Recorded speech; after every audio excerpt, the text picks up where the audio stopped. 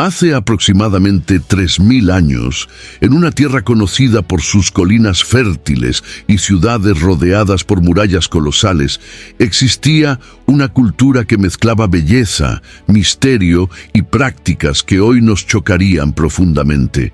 En Canaán, niños podían ser sacrificados en altares llameantes, mientras en salones esculpidos en piedra se entonaban canciones sagradas para dioses que exigían el cuerpo y el alma de sus adoradores.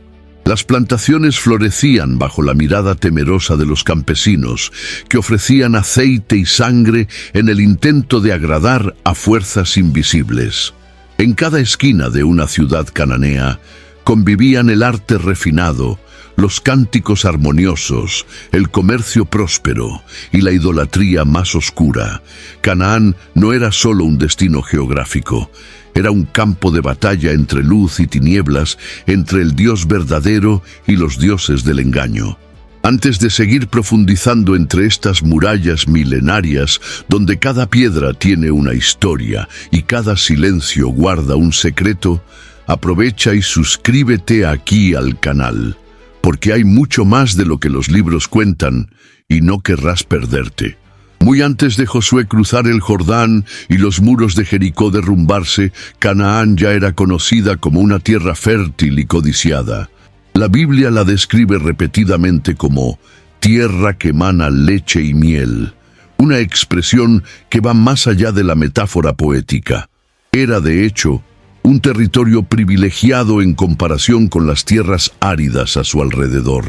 Sus colinas verdes, llanuras fértiles y fuentes de agua dulce proporcionaban un escenario propicio para la agricultura, la crianza de rebaños y el florecimiento de comunidades organizadas. El suelo de Canaán producía vides, higueras, olivos y cereales en abundancia, como se cita en Deuteronomio capítulo 8, del versículo 7 al 9. La generosa naturaleza de la tierra era un atractivo no solo para los hebreos, sino también para muchos otros pueblos que buscaban refugio y prosperidad. Sin embargo, esta tierra tan deseada no estaba deshabitada. Los cananeos, descendientes de Canaán, nieto de Noé, ya ocupaban la región desde hacía siglos, estructurando ciudades-estado independientes, cada una con su propio rey y sistema de gobierno.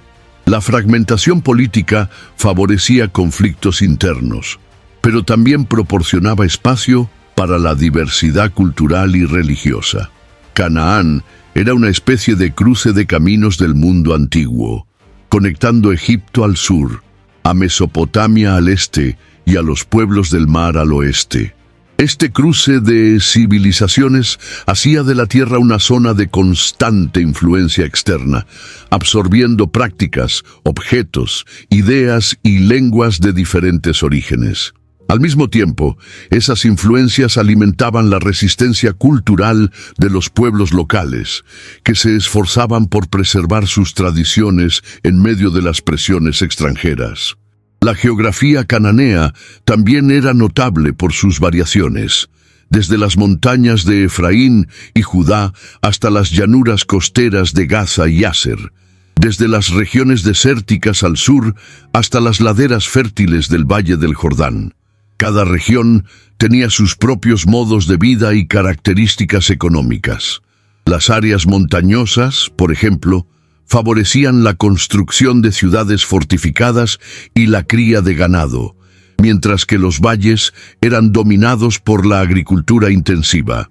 Ya las ciudades costeras desarrollaban puertos y estaban marcadas por un intenso comercio marítimo, como Tiro y Sidón, que en el futuro tendrían gran relevancia durante los reinados de David y Salomón. Esta diversidad territorial no solo influía en los estilos de vida, sino también en los conflictos por el control de regiones estratégicas. Incluso antes de la llegada de los israelitas, el pueblo cananeo demostraba un gran conocimiento sobre el uso de la tierra y del espacio. Aprovechaban la topografía para erigir fortalezas en lugares elevados, dificultando ataques enemigos. Sabían explorar los recursos naturales con sabiduría, construyendo sistemas de cisternas para recolectar agua de lluvia y desarrollando métodos agrícolas que respetaban el ritmo de las estaciones.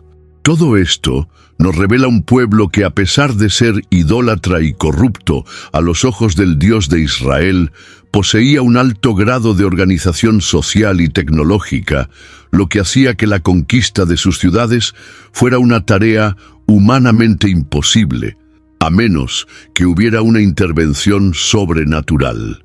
La promesa de la tierra hecha a Abraham, conforme se registra en Génesis capítulo 12, versículo 7, no era solo espiritual. Era también una herencia concreta, geográficamente identificable, con fronteras y riquezas palpables. Conocer Canaán en su configuración antes de la conquista es esencial para entender el impacto espiritual, cultural y político de la entrada de Israel en esta tierra. La complejidad de la región, el nivel de civilización de los pueblos y la riqueza natural del territorio nos ayudan a percibir que no se trataba de una simple ocupación territorial, sino de un choque profundo entre dos cosmovisiones, una fundamentada en promesas divinas y otra anclada en sistemas humanos de poder e idolatría. Al entrar en Canaán, el pueblo de Israel se encontró con estructuras que iban más allá de su imaginación. Las ciudades fortificadas, como Jericó, Ai, Laquis y Azor, no eran villorios improvisados, sino centros urbanos organizados, protegidos por murallas gruesas, torres de vigía y puertas reforzadas con bronce y madera de cedro. Jericó, por ejemplo, es descrita en Josué capítulo 6 como una ciudad cerrada y bien guardada, lo que indicaba no solo su fortaleza física, sino también el temor que había entre sus habitantes ante el avance israelita.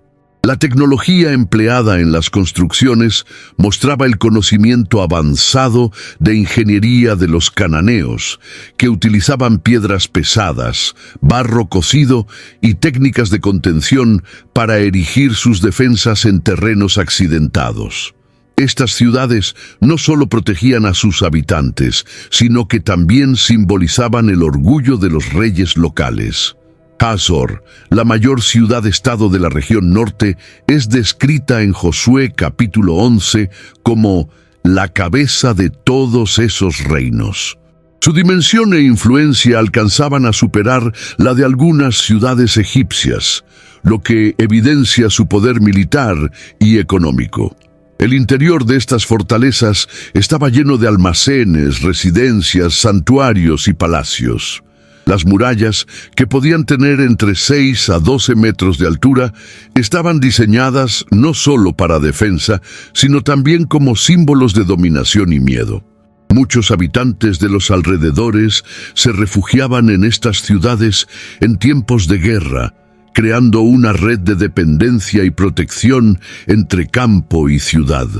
Las puertas de las ciudades funcionaban como puntos neurálgicos de la vida urbana.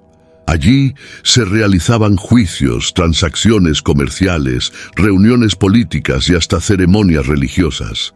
En Proverbios capítulo 31, por ejemplo, se menciona que el marido de la mujer virtuosa es conocido en las puertas, una clara alusión al espacio de autoridad pública. Esta costumbre ya estaba presente en Canaán y fue posteriormente absorbida por Israel. Además, las ciudades cananeas eran estratégicas tanto militarmente como económicamente. Eran construidas cerca de fuentes de agua, en lugares altos o en rutas comerciales importantes, lo que aumentaba su capacidad de control territorial. La presencia de estas ciudades causaba un impacto psicológico enorme en el pueblo hebreo, recién salido del desierto. Tras 40 años viviendo en tiendas y desplazándose entre lo nulo y lo provisional, encontrar ciudades con muros inmensos y estructuras sólidas podría sacudir cualquier sentido de capacidad. Fue ese miedo que dominó a los 10 espías que en Números capítulo 13, versículo 28, dijeron: «El pueblo es poderoso, las ciudades son fortificadas y muy grandes». El choque entre lo que se veía y lo que se creía en la promesa exigía una fe concreta, capaz de desafiar la realidad material con confianza absoluta en la intervención de Dios. Las grandes ciudades fortificadas de Canaán representaban, por tanto, un obstáculo no solo militar, sino también espiritual. Eran fortalezas de orgullo humano, de autosuficiencia e idolatría, y es precisamente contra esos bastiones que el Señor demuestra su poder. La caída de las murallas de Jericó sin uso de armas, solo con obediencia y alabanza, es la prueba de que la conquista de la tierra prometida no dependía de fuerzas humanas, sino de sumisión y fe en el Dios que derriba murallas visibles e invisibles. La Canaán de 3000 años atrás era un verdadero mosaico étnico y cultural. Vivían allí innumerables pueblos: cananeos, amorreos, fereceos, heveos, jebuseos, girgaseos y hititas, cada uno con sus peculiaridades lingüísticas, tradiciones y sistemas de creencia. Esa multiplicidad de pueblos era resultado de siglos de migración, invasiones y alianzas regionales. Algunos tenían origen semita, otros vinieron de las tierras del norte o incluso de las islas del mar Mediterráneo. Esta complejidad hacía que la convivencia en la tierra fuera altamente tensa, marcada por rivalidades territoriales, guerras constantes y disputas por supremacía cultural. Era un ambiente volátil, donde alianzas eran hechas y deshechas con facilidad, y donde las guerras moldeaban el destino de las naciones. Los cananeos propiamente dichos dominaban gran parte de la costa y del interior de la tierra. Eran conocidos por su politeísmo intenso y su cultura urbana avanzada. Ya los jebuseos habitaban Jerusalén, una ciudad fortificada que resistiría hasta el reinado de David. Los amorreos ocupaban áreas montañosas y eran vistos como guerreros feroces.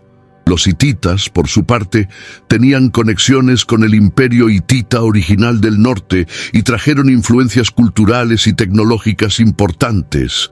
Cada pueblo tenía sus propios dioses, santuarios y prácticas religiosas. Los cultos variaban, pero muchos involucraban rituales de fertilidad, sacrificios animales y hasta prácticas sexuales vinculadas a la adoración. Esta diversidad religiosa también era una forma de conflicto. Las disputas no eran solo por territorio, sino por dominio espiritual. Cada pueblo creía que su divinidad era superior y luchaba para mantener sus dioses en el centro de la vida cotidiana. Altares eran erigidos en lugares altos, árboles sagrados marcaban lugares de adoración y ritos se mezclaban con la política. No era raro que un rey promoviera un culto para ganar legitimidad espiritual sobre su pueblo.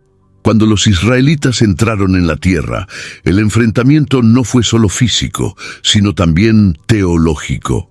Como vemos en Deuteronomio capítulo 7, del versículo 1 al 5, Dios ordena que los israelitas no hagan alianza con esos pueblos, pues sus costumbres corromperían al pueblo elegido. Incluso entre estos pueblos había comercio, intercambios culturales y hasta matrimonios diplomáticos. Esta convivencia relativa, sin embargo, no eliminaba las tensiones. Muchas veces la paz era solo una tregua temporal antes de otra guerra.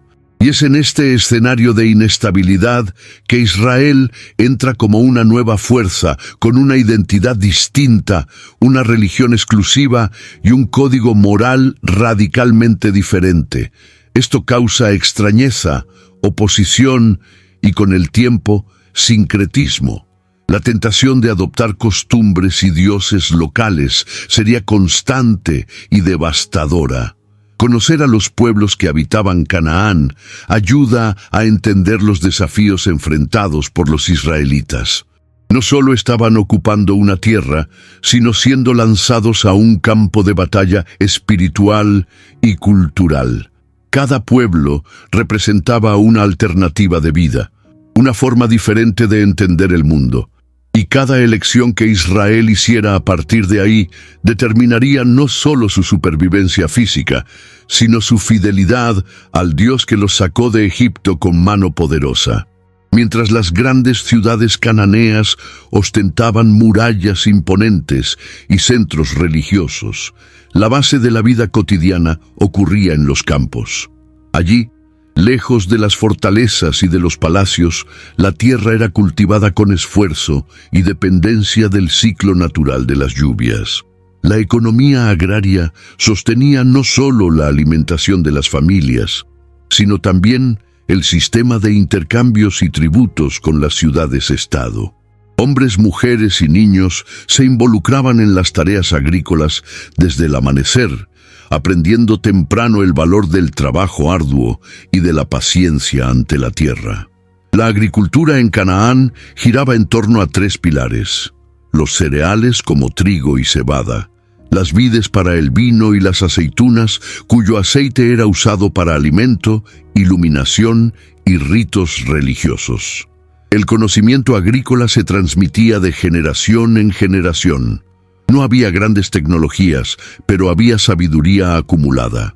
Los arados eran tirados por bueyes, hechos de madera reforzada, y las semillas eran sembradas a mano. La cosecha exigía precisión en el tiempo. Cosechar demasiado pronto comprometía el grano. Demasiado tarde lo hacía vulnerable a las plagas y lluvias. En Deuteronomio capítulo 11, del versículo 14 al 15, Dios promete lluvias en la estación correcta, pasto para el ganado y abundancia para el pueblo, dejando claro cuánto la bendición del cielo estaba directamente ligada a la productividad de la tierra. El agricultor cananeo, incluso idólatra, sabía que dependía de fuerzas más allá de su control. Además de la siembra, había el cuidado de los huertos, la cría de cabras y ovejas, y la recolección de higos, dátiles y nueces. En algunas regiones, la tierra era irrigada con sistemas rudimentarios de canales, pero en la mayoría de los casos, los cananeos dependían totalmente de las lluvias estacionales. Este vínculo con el clima moldeaba sus creencias y rituales, muchos de los cuales estaban dirigidos a los dioses de la fertilidad, como Baal, considerado responsable de las lluvias y cosechas. Altares eran levantados en los campos para suplicar buenas estaciones, lo que muestra cómo la espiritualidad estaba entrelazada con la vida agrícola cotidiana. Las fiestas también estaban ligadas al ritmo de la tierra. La época de la cosecha, por ejemplo, era un momento de celebración y gratitud, ya sea a los dioses paganos o más tarde al Señor de Israel. Cuando los israelitas se establecieron en la tierra, comenzaron a celebrar fiestas como las primicias y la fiesta de la cosecha, como se menciona en Éxodo capítulo 23, versículo 16. Estas celebraciones rescataban el reconocimiento de que todo venía de Dios y no solo del esfuerzo humano. El contraste con los rituales paganos era evidente, marcando una diferencia espiritual fundamental. En los campos de Canaán, la tierra era al mismo tiempo bendición y desafío. Los pueblos que allí vivían sabían que de ella venía el sustento, pero también el riesgo de hambre y escasez. La vida cotidiana rural, lejos del brillo de las murallas y del incienso de los templos, revelaba el verdadero pulso de la vida cananea. Un pueblo de manos callosas, marcado por la dependencia de la naturaleza y la constante tentativa de aplacar a los dioses para sobrevivir. Con tanta cultura mezclada y tantos dioses disputando espacio, da hasta para imaginar el desafío que era mantener una identidad firme allí en medio, ¿no? Cuéntame en los comentarios, ¿crees que los israelitas deberían haber evitado cualquier contacto con esos pueblos o hubiera sido posible convivir sin corromperse? Ahora, sigamos con el video. La estructura familiar en Canaán reflejaba una sociedad patriarcal, en la cual el padre ejercía la autoridad máxima dentro del hogar. Él era el responsable de proveer, proteger y representar a la familia ante la comunidad. Sus decisiones tenían peso legal y su palabra dentro de casa era casi incuestionable. Esa centralidad de la figura masculina, sin embargo, no disminuía el papel de las mujeres, que aunque no tuvieran los mismos derechos, ejercían una influencia decisiva en el mantenimiento de la casa, en la crianza de los hijos y en la transmisión de valores religiosos y culturales. La madre era vista como guardiana de la tradición doméstica y en algunas culturas como intermediaria entre el hogar y los dioses familiares. Las familias cananeas generalmente vivían en casas simples de piedra y barro, con un único espacio multifuncional. Varias generaciones podían habitar bajo el mismo techo, reforzando los lazos de sangre y la noción de continuidad. Los hijos eran considerados una bendición y al mismo tiempo una extensión de la identidad y del legado de los padres. Cuantos más hijos un hombre tenía, más respetado era entre sus vecinos. Esto también significaba más manos para trabajar y mayor seguridad en la vejez. El Salmo 127, versículo 3, aunque posterior, ecoa este valor. Los hijos son herencia del Señor, y el fruto del vientre su galardón. El matrimonio era un asunto comunitario y raramente romántico. Matrimonios arreglados eran la norma y involucraban acuerdos entre familias, muchas veces con el intercambio de dotes. El objetivo no era solo unir a dos personas, sino fortalecer alianzas entre grupos o preservar la pureza de la línea. Las mujeres, al casarse, dejaban su familia de origen y pasaban a formar parte de la casa del marido. Esta transición implicaba adaptaciones culturales y a veces religiosas, pues el culto doméstico de la nueva casa podría diferir del de la casa paterna. La infancia era corta. Poco después de los primeros años, los niños acompañaban a los padres en los campos y las niñas ayudaban a las madres en tareas domésticas. La educación formal era inexistente, pero existía una intensa educación oral. Historias, cánticos y proverbios transmitían sabiduría práctica y enseñanzas religiosas. En Proverbios capítulo 22, versículo 6, leemos: «Enseña al niño en el camino en que debe andar, y hasta cuando envejezca no se desviará de él». Aunque escrita en contexto israelita, esta máxima refleja también la sabiduría milenaria de pueblos que valoraban la enseñanza dentro del hogar. La estructura familiar en Canaán era, por lo tanto, el cimiento de la sociedad. Era ahí donde se formaban los valores, que se perpetuaban los cultos y donde se decidía el futuro. El hogar no era solo un refugio físico, sino el centro de poder, fe e identidad de cada individuo. Y es por eso que, al invadir la tierra, Dios no solo combatió ejércitos, sino también culturas familiares profundamente arraigadas, que necesitaban ser sustituidas por una nueva forma de vivir, centrada en su pacto. La condición de la mujer en Canaán estaba marcada por una paradoja constante. Por un lado, había registros de mujeres influyentes, respetadas como matriarcas o sacerdotisas. En algunas culturas cananeas, ellas desempeñaban roles públicos e incluso religiosos, actuando como líderes de cultos o intermediarias en los rituales a los dioses de la fertilidad. Por otro lado, sin embargo, había una dura y opresiva realidad, donde muchas mujeres eran tratadas como propiedad de sus padres o maridos, utilizadas como moneda de cambio en matrimonios políticos y, en casos extremos, entregadas a los dioses como sacrificio. El culto a la diosa Astarote, por ejemplo, involucraba la figura femenina de manera directa y muchas veces degradante. Los templos dedicados a ella contaban con prostitutas cultuales, mujeres que ofrecían sus cuerpos como parte del ritual de adoración. Estas prácticas, que mezclaban espiritualidad con erotismo, corrompían el papel sagrado de la mujer, distorsionando su dignidad en nombre de la fertilidad y prosperidad de la tierra. En Deuteronomio capítulo 23, versículo 17, Dios prohíbe expresamente que haya entre los hijos de Israel prostituta cultual, demostrando su repudio a esta tergiversación de la mujer. Aún así, había mujeres que lograban conquistar respeto y protagonismo. Muchas veces esto ocurría a través de la maternidad, la sabiduría o la habilidad en manejar los negocios domésticos. Mujeres como Rahab, que vivía en Jericó, revelan la complejidad de esta realidad.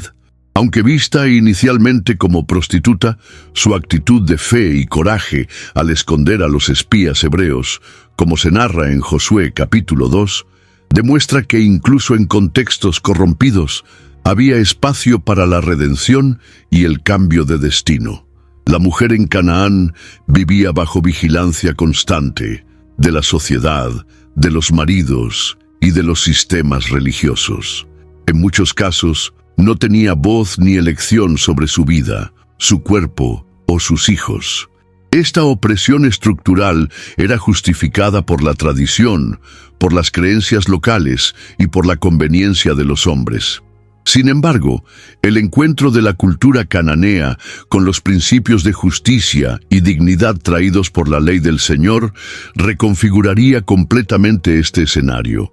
La Torá presentaría una nueva perspectiva sobre el valor de la mujer, aún en medio de una sociedad patriarcal, promoviendo protección, honra y un espacio seguro para el florecimiento femenino.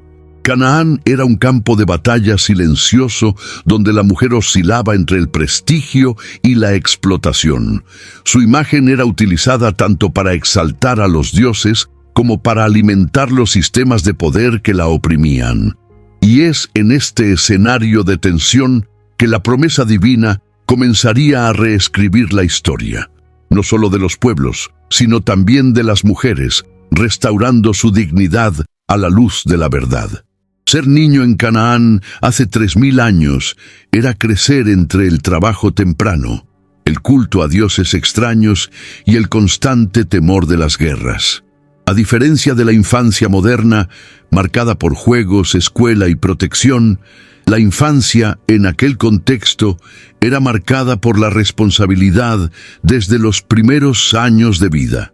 Los niños eran introducidos al trabajo en el campo, en la recolección de agua o en el cuidado de los animales tan pronto como tenían la fuerza para cargar algo. Las niñas aprendían a moler trigo, hilar lana y ayudar en las tareas del hogar al lado de sus madres. La infancia era una etapa corta e intensamente práctica. En medio de la ardua labor diaria, también había momentos de ocio. Los niños jugaban con objetos rudimentarios hechos de barro o madera, pequeñas figuras humanas, animales o ruedas, además de juegos de carrera, escondite y desafíos orales que ponían a prueba la memoria y el razonamiento. Estos juegos, aunque simples, también funcionaban como formas de aprendizaje. Canciones y proverbios eran cantados por las madres mientras amamantaban o peinaban a las hijas, sembrando valores que moldearían el carácter de los pequeños. Sin embargo, estos valores estaban profundamente entrelazados con las creencias paganas, lo que hacía que la formación moral de los niños fuera algo espiritualmente distorsionado. La iniciación religiosa infantil era un hito importante. Muchos niños eran dedicados a divinidades específicas desde el nacimiento, recibiendo nombres que honraban dioses como Baal o Astarot. Algunos eran llevados a los templos para aprender las costumbres religiosas de la familia, incluidos rituales que involucraban danzas, cantos y, trágicamente, en ciertos cultos más extremos, la consagración total del niño, que podía culminar en sacrificio humano. Esta brutal realidad es denunciada con vehemencia en textos como Jeremías capítulo 7 versículo 31, donde Dios condena el sacrificio de hijos en el valle de Hinnom, práctica común entre los cananeos.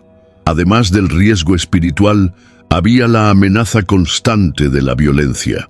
Las guerras tribales eran frecuentes y muchas veces las ciudades eran tomadas a la fuerza, resultando en muertes, esclavitud y huida. Niños perdían padres, hogares y eran llevados como prisioneros a otras regiones. Algunos eran entrenados como sirvientes, otros usados en rituales paganos o integrados a la fuerza en nuevas familias. El trauma de la guerra dejaba marcas profundas, incluso en aquellos que lograban sobrevivir físicamente.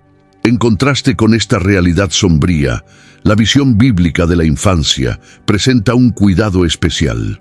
En Salmos capítulo 127, versículo 4, los hijos son comparados a flechas en las manos del valiente. Esta imagen revela un valor que trasciende el utilitarismo cultural de la época, donde había opresión e idolatría.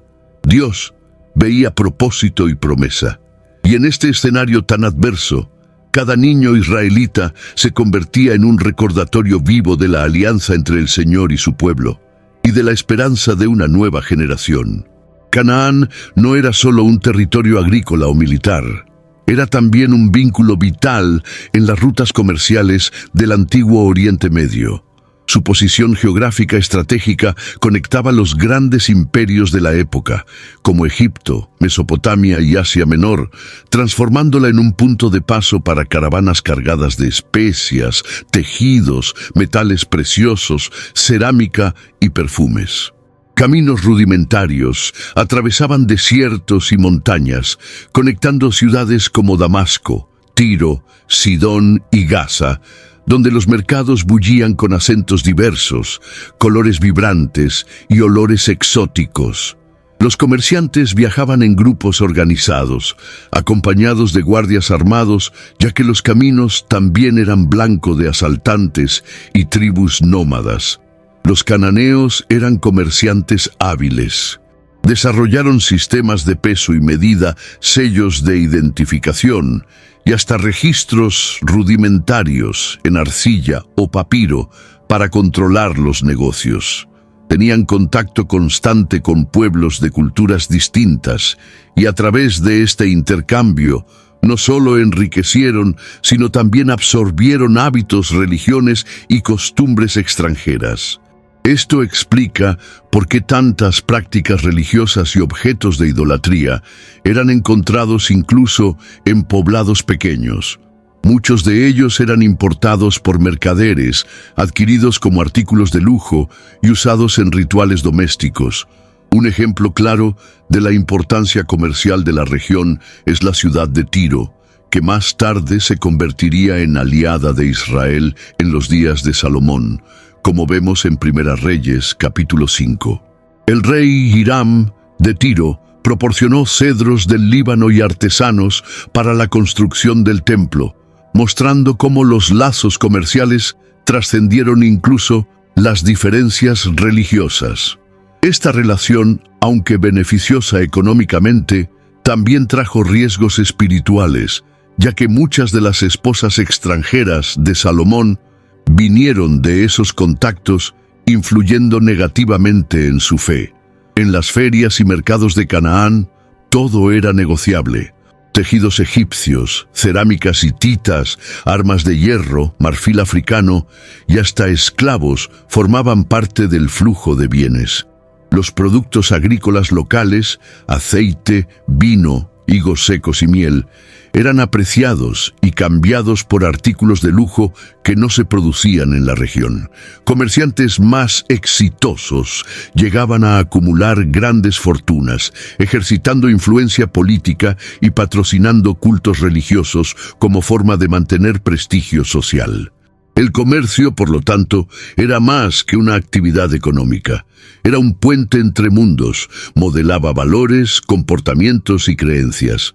Cuando los israelitas ocuparon Canaán, enfrentaron el desafío de mantenerse fieles al Señor en medio de una sociedad materialista y sincretista.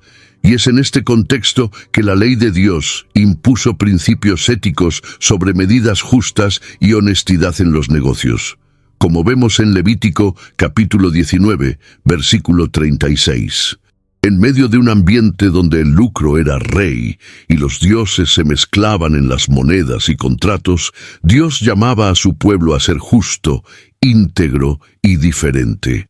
El corazón de la cultura cananea latía en sus altares. La religión era el centro de la vida pública y privada, y sus dioses gobernaban no solo el cielo y la tierra, sino también los ritmos de la cosecha, la fertilidad, la lluvia y la guerra. Los principales dioses de la región eran Baal, el señor de las tormentas y la fertilidad; Astarot, diosa del amor y de la guerra; y Moloch, la deidad a quien se ofrecían sacrificios humanos. Cada poblado tenía sus propios santuarios y altares, generalmente construidos en lugares altos, llamados de altos, que servían como centros de culto y peregrinación. El culto a Baal era especialmente popular. Él era representado por un toro, símbolo de fuerza y virilidad, y su culto involucraba danzas, fiestas agrícolas y rituales de inmolación. La adoración a Astarot incluía actos de prostitución sagrada, donde hombres y mujeres se acostaban con sacerdotisas y sacerdotes como forma de invocar fertilidad para la tierra. Era un sistema religioso sensual, visual y profundamente envolvente emocionalmente. Esa religiosidad pagana se infiltraba en todos los aspectos de la vida. En las fiestas, en los matrimonios, en la política y hasta en las decisiones familiares. Los sacrificios de animales eran comunes, pero lo que más choca es la práctica del sacrificio humano. Niños eran ofrecidos vivos en hogueras encendidas frente a la estatua de Moloch, en rituales que mezclaban gritos, tambores y música ensordecedora para ahogar los lamentos. Esa práctica es condenada duramente en Levítico capítulo 20, versículo 2 al 5, donde Dios advierte a Israel que jamás imite tal abominación. La intensidad de esos cultos explica por qué el Señor ordenó que los israelitas destruyeran completamente los altares paganos al entrar en la tierra. Los altares cananeos eran hechos de piedras talladas, decorados con símbolos astrales y con imágenes de sus dioses esculpidas en madera o metal. Estos objetos no eran solo artísticos, sino que llevaban un poder espiritual y cultural que moldeaba toda la visión del mundo del pueblo. Romper un altar era, para ellos, una afrenta a los propios dioses. Por eso, los enfrentamientos con los israelitas no eran solo batallas físicas, sino también espirituales. Era la imposición de una nueva fe sobre una religión antigua, y eso causaba resistencia feroz. Comprender el sistema religioso de Canaán es esencial para entender la severidad de las instrucciones divinas. No se trataba de intolerancia, sino de una batalla por pureza espiritual. Israel no podría coexistir con estos cultos sin ser contaminado. Y como sabemos, a lo largo del tiempo esa contaminación ocurrió. El pueblo de Dios, aún avisado, tropezó en los mismos altares que debía destruir. Canaán era una tierra de promesas, pero también de peligros invisibles. Y el mayor de ellos no estaba en los ejércitos enemigos, sino en los templos adornados con oro, incienso y falsas esperanzas. Pocas escenas evocan tanto horror como el culto al dios Moloch, una de las deidades más sombrías adoradas en Canaán. Representado como una figura de bronce con brazos extendidos, Moloch era el centro de uno de los rituales más macabros de la antigüedad, el sacrificio de niños. Los adoradores, ciegos por miedo y superstición, ofrecían sus propios hijos en un acto extremo de devoción, creyendo que la sangre inocente garantizaría cosechas abundantes, protección contra enemigos y favor divino. Estas ceremonias ocurrían en lugares llamados Tofete, generalmente valles alejados de las ciudades, donde altares ardían día y noche, acompañados por tambores ensordecedores para ahogar los gritos de las víctimas. Esta práctica hedionda era tan repugnante a los ojos de Dios que Él la condenó de forma vehemente. En Jeremías capítulo 7, versículo 31, el Señor declara que tal abominación nunca subió a su corazón, dejando claro que el Creador jamás podría ser asociado a una adoración basada en muerte y tortura. Aún así, incluso con repetidas advertencias, Israel a lo largo de los siglos acabó influenciado por estos cultos.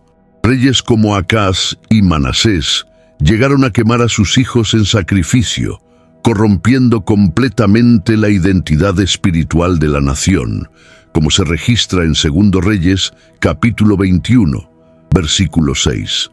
Pero, ¿por qué un pueblo se sometería a tal crueldad? El miedo era la principal motivación. Moloc era temido, no amado. Era visto como un dios exigente, vengativo e inestable que podría destruir cosechas o traer enfermedades si no era debidamente aplacado. En tiempos de crisis, los padres creían que la muerte de un hijo podría salvar a toda la familia o la ciudad. Esta lógica perversa transformaba el instinto natural de proteger a los hijos en un impulso enfermizo de sacrificarlos, una distorsión cruel de lo que debería ser sagrado. Los israelitas fueron instruidos a destruir completamente cualquier vestigio de este culto. Levítico capítulo 20, versículo 2, ordena que cualquier persona entre los hijos de Israel o extranjeros que ofrezca su descendencia a Moloc sea castigada con la muerte. No había espacio para misericordia o tolerancia ante una práctica tan profundamente demoníaca.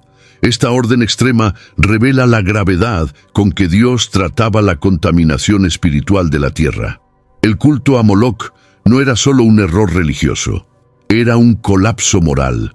Revelaba hasta dónde un pueblo podía descender cuando la verdad es sustituida por la idolatría. La presencia de este culto en Canaán muestra el estado terminal de la conciencia humana sin la revelación divina. El enfrentamiento entre Israel y los cananeos era sobre todo una batalla por vida contra muerte, por luz contra tinieblas. La sensibilidad artística de los pueblos de Canaán era refinada y multifacética. Pinturas, esculturas, cerámicas decoradas, tejidos bordados y joyas detalladas revelan que tenían un sentido estético agudo y una habilidad notable para transformar materia prima en expresión cultural.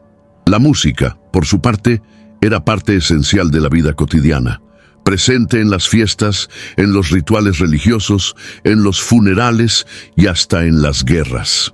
Instrumentos como liras, tambores, flautas y sonajas eran ampliamente utilizados, muchas veces acompañando danzas coreografiadas que expresaban sentimientos y creencias profundas. Sin embargo, ese mismo arte que podría elevar el alma era frecuentemente usado para alimentar la idolatría. Esculturas de dioses, imágenes esculpidas en madera y metal, amuletos y símbolos astrológicos dominaban el ambiente visual de los hogares y templos. Las estatuas de Baal y Astarot eran artísticamente trabajadas, con rasgos que provocaban admiración y temor. Estos objetos no eran meramente decorativos, eran instrumentos de culto, cargados de significado espiritual. La belleza de las obras frecuentemente camuflaba el veneno espiritual que representaban. Las canciones, por su parte, estaban intrínsecamente ligadas a los rituales religiosos. Cánticos de invocación, lamentos ceremoniales y canciones de fertilidad acompañaban los cultos paganos. En muchos de estos rituales, la música era utilizada para inducir estados emocionales intensos, facilitando la entrega a prácticas sensuales y hasta violentas. La musicalidad, que debería ser un puente para la alabanza, era distorsionada en celebraciones que exaltaban la lujuria, la embriaguez y la superstición.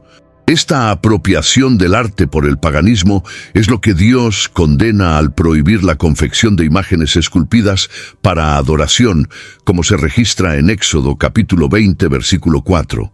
Sin embargo, el arte no era por sí mismo algo reprobable. El mismo Dios ordenó, durante la construcción del tabernáculo, que artesanos hábiles fueran utilizados para hacer objetos de belleza singular. Bezaleel y Aholiab, por ejemplo, fueron capacitados por Dios con sabiduría y entendimiento para crear utensilios sagrados. Éxodo capítulo 31, versículo 2 al 5. La diferencia estaba en el propósito. Mientras en Canaán el arte servía a los ídolos, en Israel debería reflejar la gloria del Señor.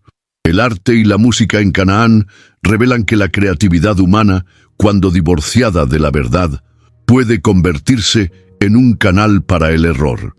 Aquello que podría ser sagrado era profanado. El pueblo de Dios, al entrar en la tierra, tendría que discernir entre lo bello que edifica y lo bello que corrompe, aprendiendo a usar su creatividad para honrar al Creador, y no para exaltar la creación. La guerra era una constante en Canaán.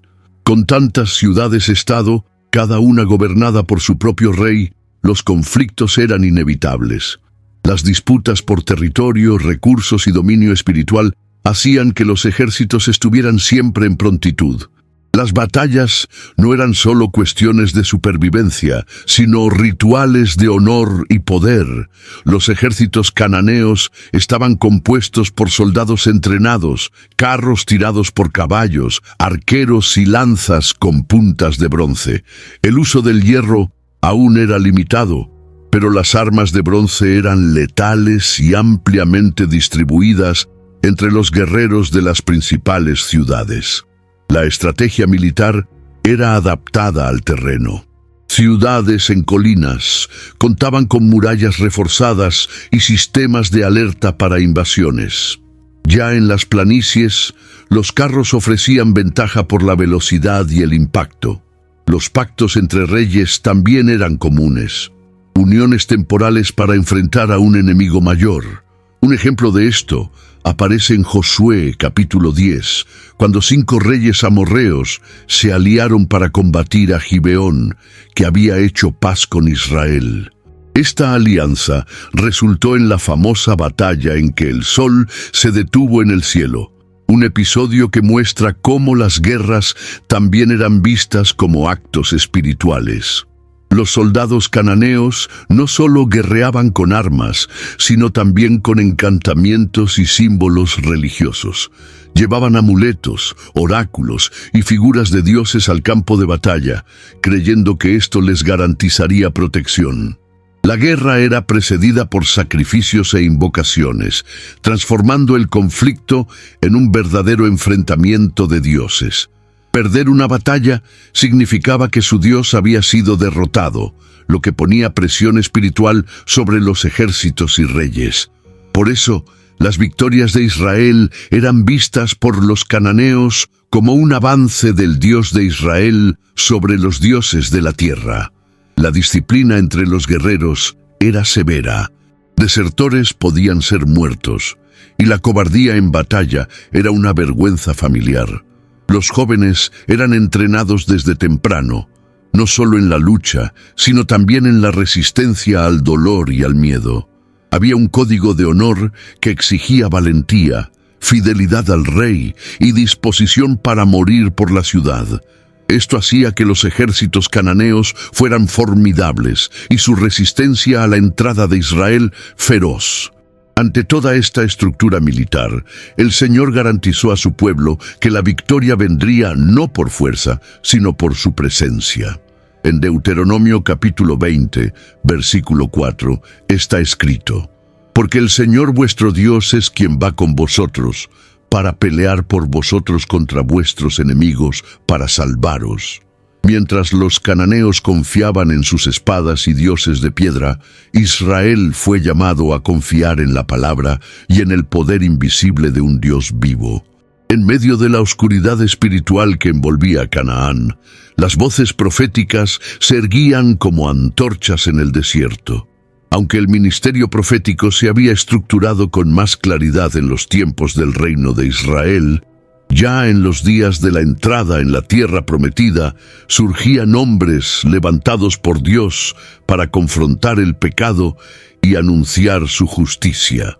Profetas como Moisés, que es llamado profeta en Deuteronomio capítulo 18, versículo 15, y posteriormente Samuel, actuaban como portavoces divinos en un escenario profundamente corrompido. Estos hombres no se dejaban impresionar por las riquezas de los cananeos, ni se inclinaban ante los dioses de la tierra. Al contrario, su misión era denunciar la idolatría, la injusticia social, los sacrificios humanos y los pactos profanos hechos entre Israel y los pueblos vecinos. Mientras el pueblo se deslumbraba con la fertilidad de la tierra y el brillo de los cultos paganos, los profetas anunciaban que la tierra no era neutra. Estaba contaminada por la sangre inocente, por los altares impuros y por los dioses que no podían salvar. Ellos recordaban constantemente que la presencia de Israel allí era condicional, dependía de la obediencia a la alianza con el Señor. La denuncia profética muchas veces era recibida con rechazo. ¿Quién quería oír que el juicio estaba próximo, que los placeres de la idolatría traerían destrucción? Por eso, muchos de estos hombres fueron perseguidos, ignorados o muertos. Aún así, sus gritos resonaban entre las tribus, alertando al pueblo contra la tentación de conformarse con las costumbres de la tierra. Ellos no solo señalaban el error, sino que también llamaban al arrepentimiento. Cada profecía cargaba un llamado a la restauración, un recordatorio de que el Señor era misericordioso y pronto a perdonar. Los profetas no eran solo figuras religiosas, también eran agentes de transformación social. Denunciaban a los ricos que oprimían a los pobres, a los jueces que pervertían la justicia y a los líderes que negociaban con la verdad por conveniencia. Como Isaías, que más tarde proclamaría: «Ay de los que al mal llaman bien y al bien mal». Isaías capítulo 5, versículo 20. Estos hombres luchaban por reorientar al pueblo a la luz de la verdad divina. Ellos entendían que la corrupción espiritual siempre desbordaba en injusticia social. La presencia de los profetas en el contexto cananeo era un signo de la paciencia divina. Antes que el juicio viniera, Dios enviaba advertencias. Antes que la espada cortara, Él enviaba palabras. Y aún hoy, en un mundo repleto de nuevas formas de idolatría, los ecos de esas voces nos llaman a resistir la contaminación y regresar al Señor con corazón íntegro y oídos atentos. Durante la ocupación y consolidación de Israel en la tierra prometida, el pueblo vivió bajo la liderazgo de los jueces, líderes carismáticos, levantados por Dios en momentos de crisis, que no solo juzgaban disputas, sino que también liberaban al pueblo de sus opresores. Esta estructura, sin embargo, era temporal y descentralizada. Cada tribu actuaba por su cuenta, y con el tiempo esto llevó a la inestabilidad y al declive moral de la nación. Como se lamenta en Jueces capítulo 21, versículo 25. En aquellos días no había rey en Israel, cada uno hacía lo que le parecía recto a sus ojos.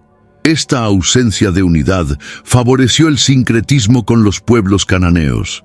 Tribus enteras pasaron a convivir pacíficamente con los remanentes de la tierra, adoptando prácticas religiosas locales y corrompiendo la pureza de la alianza con Dios. Los jueces, a pesar de sus hazañas heroicas, no lograban mantener un orden duradero. Gedeón, Débora, Jefté y Sansón fueron instrumentos poderosos, pero tras sus muertes, el pueblo volvía a los antiguos caminos. El ciclo de pecado, opresión, clamor y liberación se repetía incansablemente. Fue en este contexto de desorientación que surgió el clamor por una monarquía. El pueblo quería un rey como las otras naciones, alguien que unificara a Israel, organizara un ejército permanente y garantizara estabilidad política. Este pedido, sin embargo, desagradó al profeta Samuel y al propio Dios, como se narra en 1 Samuel capítulo 8. Dios vio en este deseo un rechazo a su liderazgo directo. Aún así, concedió lo que se pidió, y Saúl fue ungido como el primer rey de Israel, dando inicio a una nueva fase en la historia de la tierra. La transición a la monarquía trajo avances militares y administrativos, pero también reveló los mismos problemas antiguos bajo nueva forma. Saúl falló en obedecer la palabra de Dios, y David, aunque hombre según el corazón de Dios, también enfrentó desafíos morales y familiares. El gobierno humano, aún revestido de unción, continuaba sujeto a la falla. La presencia de los reyes no eliminó el riesgo de la idolatría, ni apagó la influencia cananea profundamente arraigada en los hábitos del pueblo. Este cambio de liderazgo muestra que el problema central no era la forma de gobierno, sino el corazón humano. Mientras Israel mirara a los modelos de las naciones alrededor, en vez de buscar el patrón de Dios, seguiría atrapado en los mismos ciclos de caída. La tierra prometida había sido dada, pero la verdadera conquista sería mantenerse fiel en ella, con o sin rey. Canaán, enclavada entre grandes imperios, siempre estuvo bajo fuerte influencia extranjera. Al sur, Egipto mantenía ojos atentos sobre la región, utilizándola como zona de amortiguamiento contra amenazas del norte. Al norte y noreste, los hititas y los pueblos de Mesopotamia, como los asirios y babilonios, también disputaban el control sobre la tierra. Esa posición estratégica hacía de Canaán un campo constante de disputa geopolítica, con cambios de dominio, tratados y ocupaciones que marcaban profundamente la cultura local. Durante el período de la conquista de Josué, el poder egipcio comenzaba a declinar en la región, pero su marca aún era visible. Artefactos, jeroglíficos y costumbres egipcias eran encontrados en ciudades cananeas, indicando no solo dominación política anterior, sino también intercambio cultural. Muchos cananeos veían a Egipto con respeto y temor, y mantenían prácticas religiosas derivadas de la religiosidad egipcia. Esa herencia complicaba aún más el escenario espiritual de la tierra, agregando nuevas capas de idolatría y superstición. Los hititas, por su parte, influenciaron la región a través del comercio, la metalurgia y los matrimonios diplomáticos. Conocidos por su dominio en el trabajo con el hierro y su estructura militar eficiente, los hititas también introdujeron elementos culturales y legales en Canaán. Algunos tratados de vasallaje entre reyes cananeos y reyes hititas fueron encontrados en excavaciones arqueológicas, revelando el grado de sujeción política de muchas ciudades de la Tierra Prometida. Esta presión externa no solo moldeaba la política local, sino que también afectaba la fe de los pueblos. En lugar de depender exclusivamente de sus dioses locales, muchos reyes cananeos buscaban alianzas con los imperios vecinos e incluso introducían cultos extranjeros como forma de agradar a sus nuevos señores. Esto explica en parte la enorme diversidad religiosa de la región. Y más tarde, cuando Israel se estableció como nación, enfrentaría el mismo dilema: confiar en la alianza con Dios o buscar ayuda en las potencias extranjeras. El profeta Isaías, por ejemplo, criticó severamente la tendencia de Israel de buscar socorro en Egipto, como leemos en Isaías capítulo 31, versículo 1. La influencia extranjera en Canaán muestra que el pueblo de Dios siempre enfrentaría el desafío de la asimilación. La presión para parecerse a los poderosos, para adoptar sus estrategias, sus dioses y sus costumbres era constante. Y la única manera de resistir era mantener los ojos fijos en el Señor, recordando que lo que los distinguía no era la fuerza militar, ni la diplomacia, sino la alianza con el Dios eterno. La rutina de los pueblos cananeos estaba moldeada por necesidades básicas, y aún en medio de la idolatría y conflictos había un orden práctico que organizaba la vida diaria. La alimentación era simple, pero rica en productos locales. Panes hechos de cebada o trigo constituían la base de la dieta. Esos panes, horneados en hornos de barro o en piedras calentadas, eran acompañados de aceite, higos secos, dátiles, quesos de cabra y legumbres cocidas. La carne se consumía con moderación, reservada para ocasiones especiales, fiestas religiosas o sacrificios. El vino era la bebida más común, muchas veces mezclado con agua para uso cotidiano, como se indica en el contexto cultural de Proverbios capítulo 20, versículo 1, que advierte sobre el uso descontrolado de esta bebida. Las vestimentas también revelaban la vida de los pueblos de la tierra prometida. Las ropas estaban hechas de lino, lana o pieles de animales, generalmente tejidas por las mujeres de la casa. Los hombres usaban túnicas largas con cinturones de cuero, mientras que las mujeres se vestían con túnicas más coloridas, adornadas con bordados y joyas simples. El vestuario no solo servía como protección, sino que también indicaba posición social, riqueza y, en algunos casos, devoción religiosa. Sacerdotes y figuras religiosas usaban trajes específicos durante los rituales, a menudo adornados con símbolos de los dioses que representaban. La higiene personal era valorada, especialmente en centros urbanos, donde baños públicos y uso de aceites aromáticos eran comunes. El baño, además de limpieza, muchas veces tenía connotación ritual. Sacerdotes y adoradores pasaban por lavados ceremoniales antes de entrar en templos. Sin embargo, en los poblados más pequeños, el acceso al agua era limitado y la higiene dependía de la cercanía con fuentes o pozos. El cuidado de los cabellos, barbas y uñas era parte de la rutina, con el uso de peines, cuchillas de bronce y aceites para el cuerpo. Las casas, hechas de barro y piedra, eran simples, pero funcionales.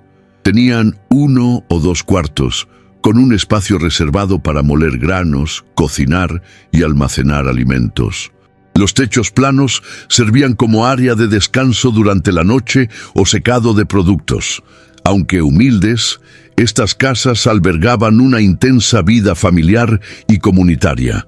Las ventanas pequeñas protegían del calor, y el ambiente se mantenía limpio con escobas de paja y cenizas esparcidas en el suelo para absorber la humedad. La vida cotidiana en Canaán muestra que, incluso bajo una cultura espiritualmente corrompida, había organización, creatividad y sentido de valor en la rutina. Los israelitas, al entrar en la tierra, adoptarían muchos de estos costumbres, pero siempre bajo el filtro de la ley, que enseñaba hasta cómo comportarse a la mesa o mantener la pureza del cuerpo, como vemos en Deuteronomio capítulo 23, versículo 12 al 14. Era en la rutina, y no solo en el templo, que la fidelidad a Dios se expresaba. La justicia en las ciudades cananeas estaba marcada por una mezcla de tradición oral, autoridad real e influencia religiosa. Cada ciudad-estado poseía un sistema jurídico propio, generalmente centralizado en la figura del rey o de un consejo de ancianos. Estos líderes juzgaban disputas civiles, casos de robo, adulterio, agresión y cuestiones de herencia. No existía una ley nacional uniforme, sino códigos que variaban de acuerdo con las costumbres locales y las orientaciones de los dioses que allí eran adorados. El rey, además de gobernar, también era considerado el representante de los dioses y por eso tenía autoridad para interpretar la voluntad divina en las decisiones judiciales. Las penas eran severas y muchas veces públicas. Amputaciones, azotes, prisión en jaulas de madera e incluso ejecuciones formaban parte de las sentencias aplicadas. La idea era no solo castigar al culpable, sino generar miedo en los demás. La pena de muerte era común para crímenes de traición, asesinato o profanación de los templos.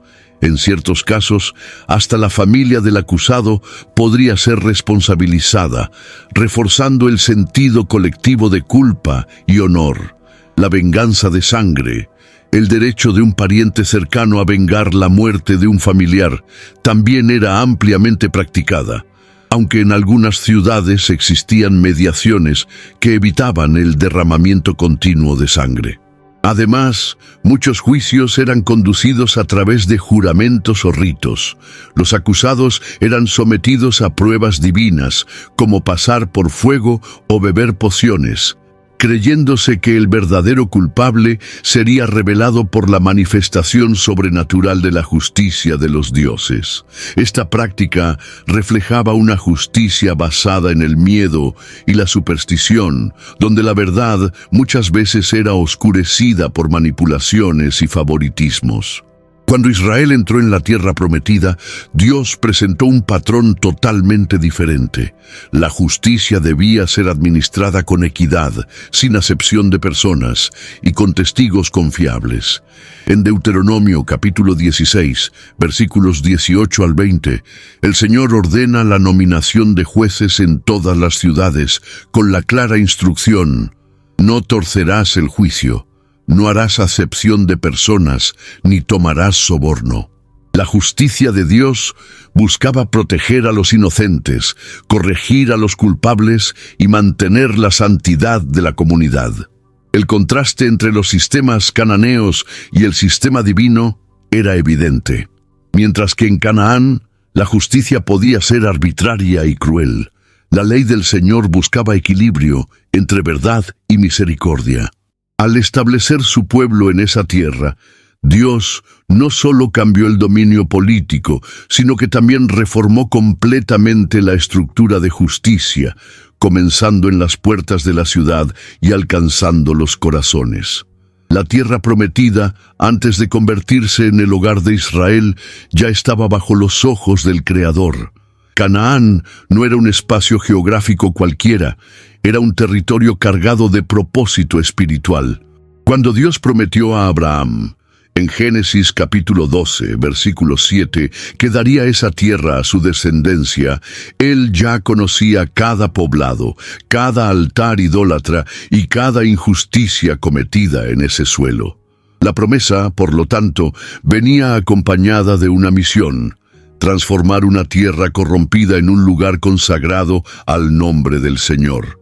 Por 400 años, Dios soportó pacientemente los pecados de los cananeos, como se menciona en Génesis capítulo 15, versículo 16, donde Él declara que la medida de la injusticia de los amorreos aún no está llena. Esta espera revela no solo un Dios de juicio, sino de paciencia.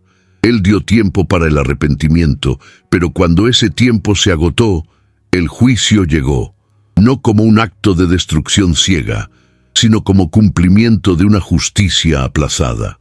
La llegada de Israel no fue solo una conquista militar, sino una limpieza espiritual de una tierra que clamaba por restauración.